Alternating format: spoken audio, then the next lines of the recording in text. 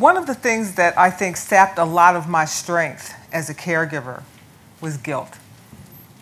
Many of us don't believe that we are doing for our parents what our parents did for our grandparents and what our entire family says everybody always did over the years. But I'm here to say that this is not your mama's caregiving. What 21st century caregivers are challenged to do in this country has never been seen by another generation of caregivers before us. But my mother was sick for 10 years. And through most of that time, she was in Philadelphia, I was in Chicago, and my brother was not even in the country. So each generation has fewer potential caregivers because there are fewer children.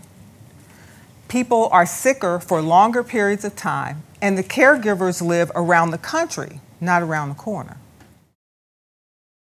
So the fact that we were encouraged to lead examined lives has very strong ramifications for those of us who are poised to do something new in our culture.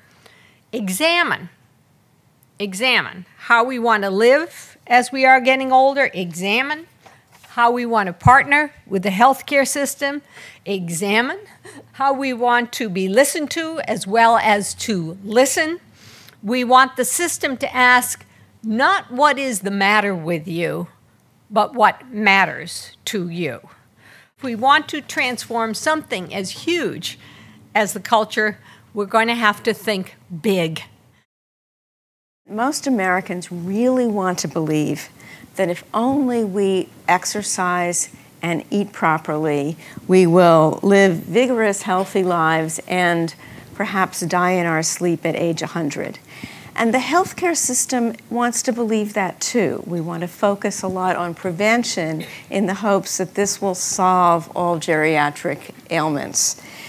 And the reality, as has been suggested already this afternoon, is that no matter how virtuous we are in our lives, many of us will in the end become physically frail or have cognitive frailty, dementia of one kind or another. We just casually have the retirement party as the 60-year-old who hoped to work another decade has to stop work in order to take care of mother. We mostly visit this upon women. So we will live our most expensive period of time in the last 10th of our lives. And we won't have saved for it. And we won't have had a whole lot of kids to support us through it, except for those few who managed to escape that. We all thought it was right to have only a kid or two, right? So what are we going to do? I think we're going to have to rediscover neighborliness. We have to start planning care differently for that last phase of our lives. It's us. It's not somebody else. It's not those expensive old geezers. It's us in 20 years or 40 years or whatever number of years you have before you get to your frailty.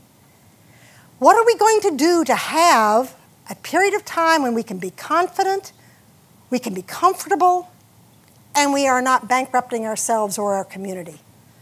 And that, it seems, is going to take the very best of our creativity. I think we have the seeds of great gains. We have learned a lot about how to support people at the end of life.